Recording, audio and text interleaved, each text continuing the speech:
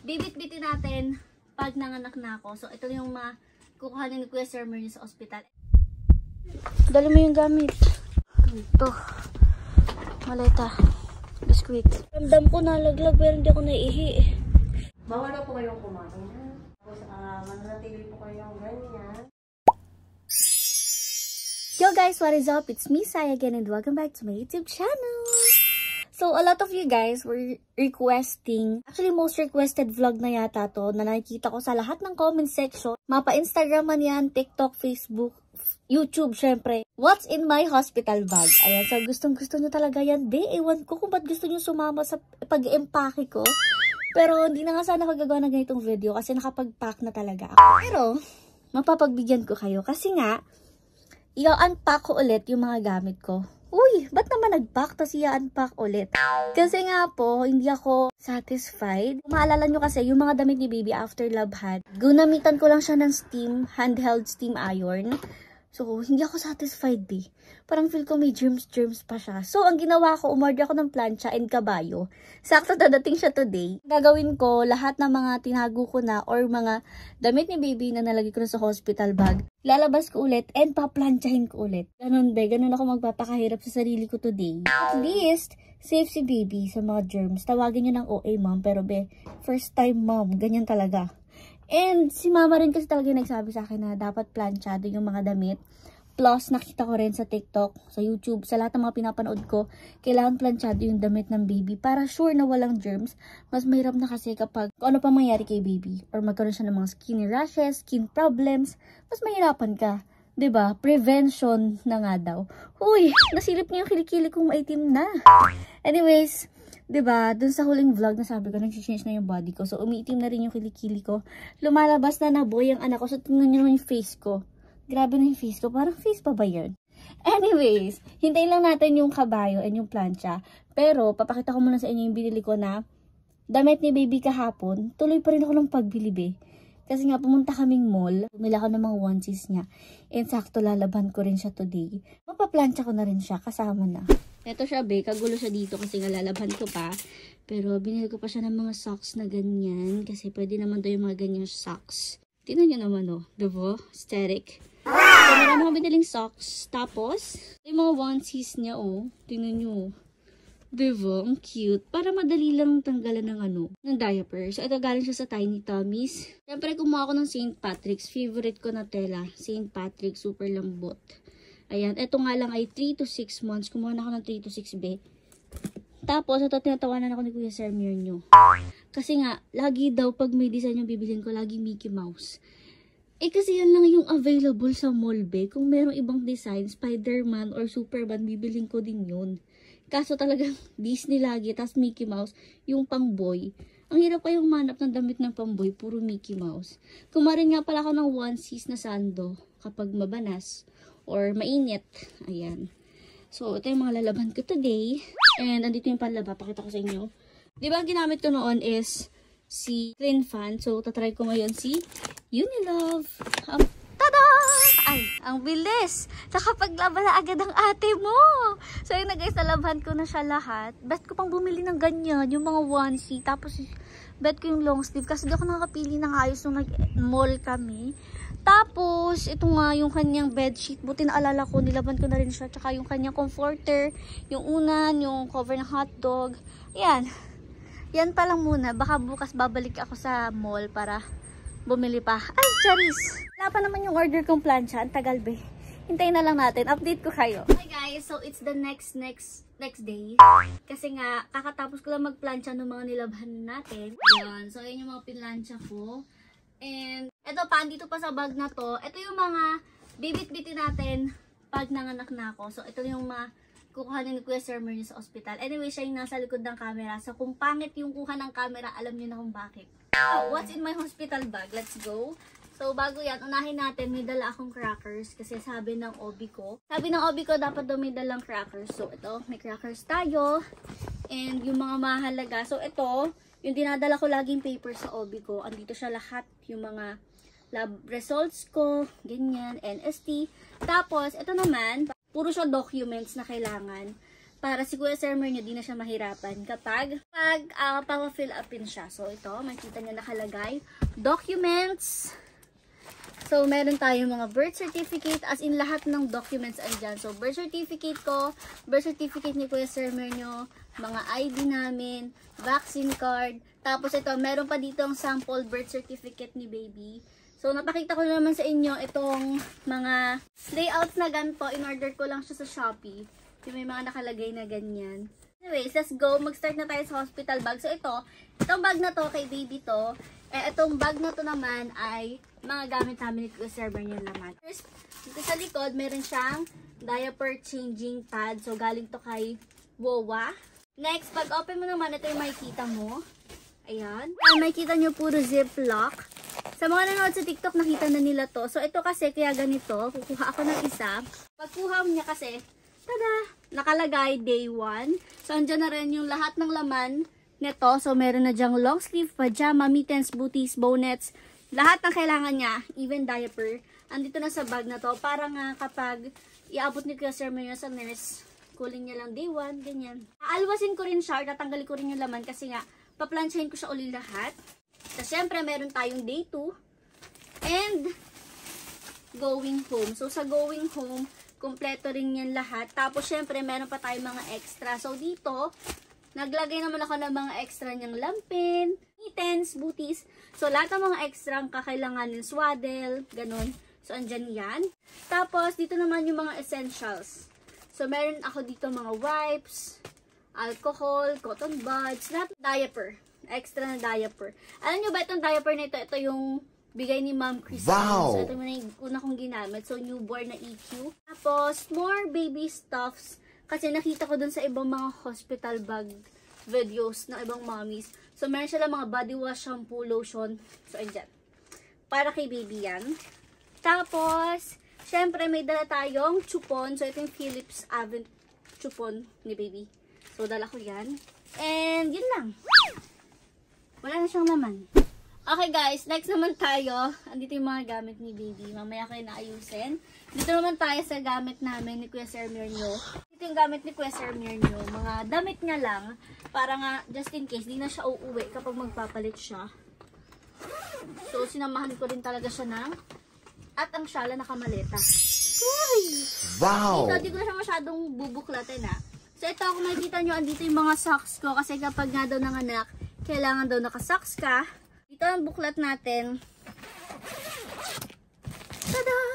So, ito na yung mga stuffs ko. May dala ko mga undies, towel. At ito yung going home outfit ko, pajama and jacket lang. Tapos, meron pa akong dalawang, ayan, ipakita mo. Hindi ko na lang sisirain yung lagay. Pero, dalawang pair ng pajamas, PJs. Yun yung mga susuot ko doon. Tapos, meron din akong dalang chinelas. Tapos, syempre, may dala din ako mga, ito yung betadine ko na feminine wash. Kasi nga, kapag nanganak ka daw, tuloy-tuloy daw yung paglabas ng dugo sa iyong pempemerut. So, meron akong feminine wash na betadine and nipple nurse. Kasi nga, magpapadede tayo. Magbe-breastfeed tayo. Tapos, sa kabila naman, dito, gawang pa ni baby. more on kay Kuya Sir Mer nyo, nakita nyo mga damit niya, shorts niya. Tapos ito sa akin naman to. And then, pang-pump. Ito, meron ako dito ang shampoo. May mga nagsabi sa TikTok ko, hindi naman daw pwedeng maligo after mga anak. Pero at some cases pwede, lalo na pag hair lang, pwede yon. So, dala ako ng shampoo and conditioner. Meron din pala akong dadalhin toothbrush. Give me. Kapabili ko lang kasi nito kay Kuya Sir Mer nyo. Ngayon lang din sa 7-Eleven. So, sakto, sasama ko na siya dito. Maganda yung may toothbrush kami both sa ospital. So, toothpaste, wala pa. Tapos, yan, yun lang naman basically yung laman. Pero ko tapos na, yun na lang yung laman ng hospital bag ko. So, kung meron pa akong nakaligtaan, i-comment nyo guys. Kasi nga, may time pa naman para lagyan natin ito ng mga gamit. So, ngayon, magpa-plancha naman ako ng mga gamit ni baby. Tapos, saka ko siya ibabalik ulit dito sa hospital bag ko. Papakita ko nga pala sa inyo yung plancha ko. Ito siya, be. Philips na plancha. Nasa 900 plus ko. Nakita ko kasi ito kay Francine sa Dirty Linen. So, ito lang maganda. Tapos, ito, planchahan. May libre na siyang ganito. 1-2. Tapos, ito, tingnan yung mga na-plancha ko na 1-6 ni baby. Sobrang dami po niyan. Yan yung mga na-plancha ko na. pati mga mittens and booties. Tuloy ang pagpaplansya kahit medyo humimay na yung kamay na ate niyo. So, yun ko lang yung plancha. Yan, sa cotton. Tapos, ito yung day 1 ni baby ha. Kita niyo naman. So, tanggalin ko muna lahat ng laman niya ng mga clothes niya. Except for the diapers. So, lahat paplansyahin ko. Tingnan niyo to. Yung kanyang bonnet. Plansyahin din natin kasi nga, mas maganda daw yung plancha kasi tanggal yung germs. Alam niyo naman, ang ginawa ko lang noon yung handheld lang na steam iron.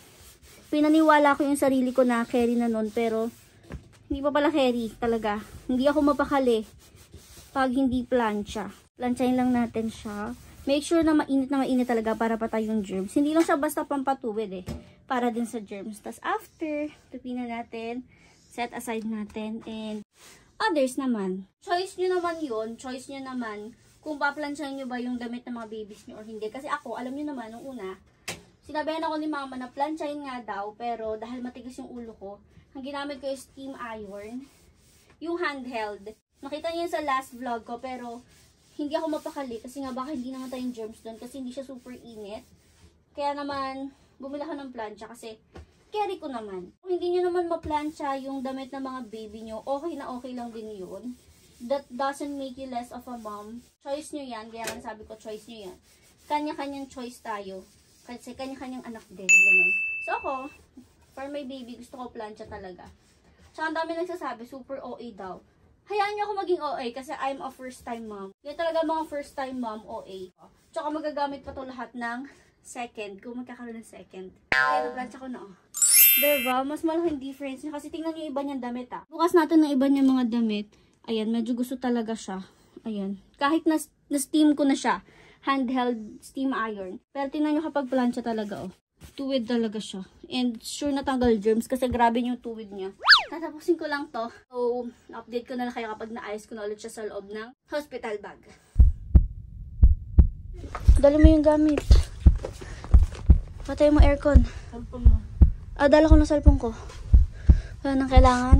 Wallet ko, dala mo. Ito. Maleta. Biskuit. Wala na naiwan. Yung tubig ha. Dali mo yung tubig ha.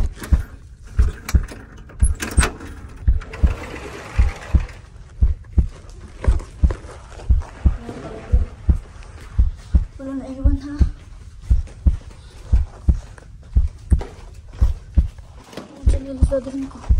Dadalhin ko muna ito.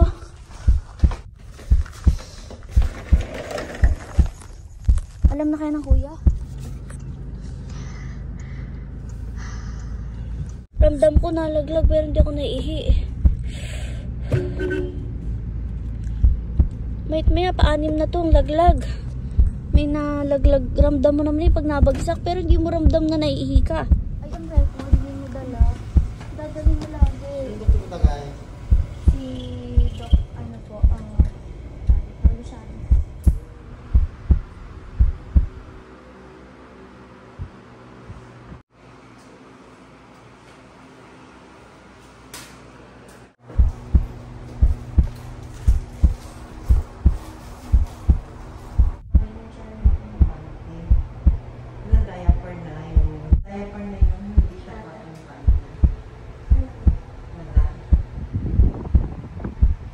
Ginaganyan sa gilid.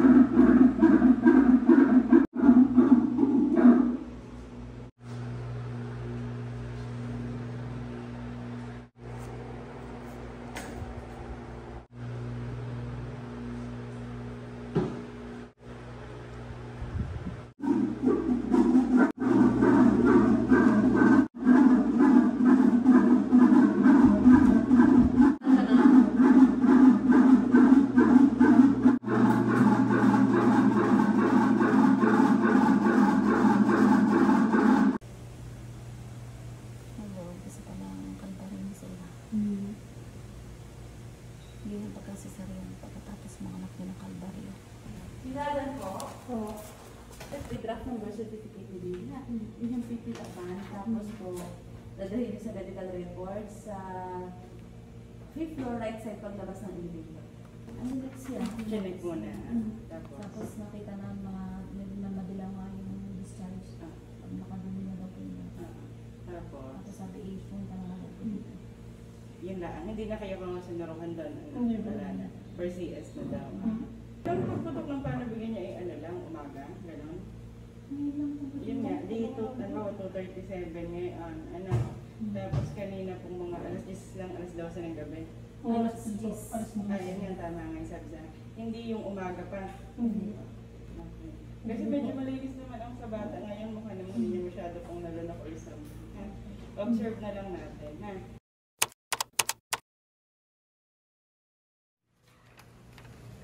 Napatingin siya. Naku po, nakahibi. Nakahibi naman si baby. Ang panin mami.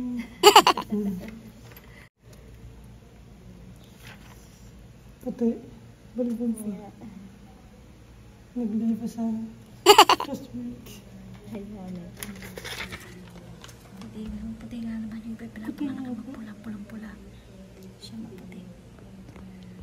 Happy. May luha pa. Namaya. Uy.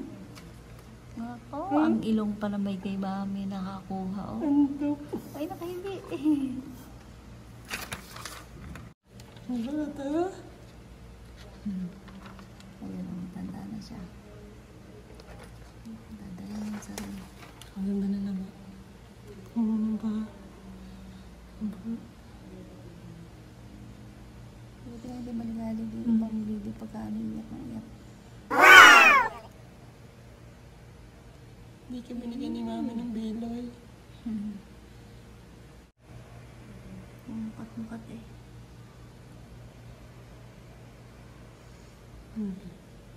Papugi naman. Ang ilong lang kailangan konting episilin. Hindi ka binigyan ng mami mo ng biloy. Wala eh. Mumura na daw mami mo. Biglang umiyak. Alam mo na. Makikita daw niya mga titong pangit. Biglang umiyak. Ayan mo. Umiyak bigla. Kamukha ni Bisa. Sa atin ang ilong. Tingnan mo, ilong. Sa kanyang ama, sa kanyang mga Konting ilong. hilot lang naman daw.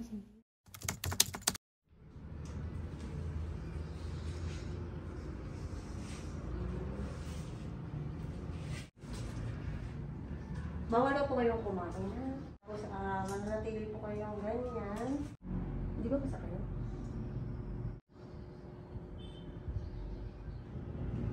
Paano na lang ako, sir, mamaya ng ano, ha? Higaan ni Bila. Comforter siya na po. Ako pag may bumisita sa inyo, may bumisita. Kasi nakuyo-kuyo ka na.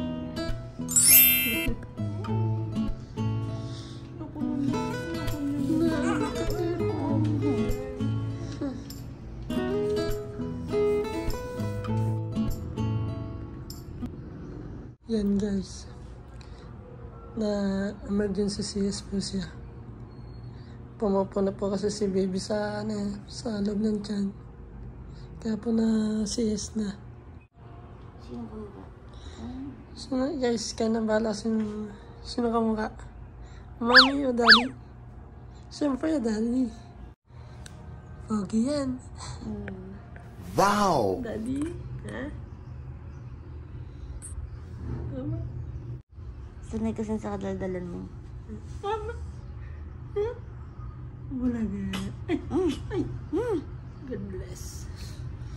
Tagal naman taga-video ko. Sabi sa'yo kanina, ba't parang napapanakit ang ano niya? Matakaw. Matakaw ito ng chocolate. Ito mo naman, hindi ako naghawak. Hindi ako kaya. Baka naman agad ng ano niya, Hindi nga maalam kung doon na Ay, siya sa una. Naghirap kami sa plastic. Wala, ang taba na. Ikaw minsan rin magpadede ng mga husky. Ganito, taba mo lang. Eh, siya na, hindi ko pa kaya. Kasi lang, baba niya lang. Pa ako nag-ano eh. Ba't pinatawa sa iyo? Napakita ni Bakit kaya ang taba nito? Ang tagal mong umuwi. May reaction sa isang madadaldal. Tatakawan kasi ng ina. Hindi niya naman ang baba, doble-doble. Sabi, hindi na ako ha. Hingi-hingi na mga ito.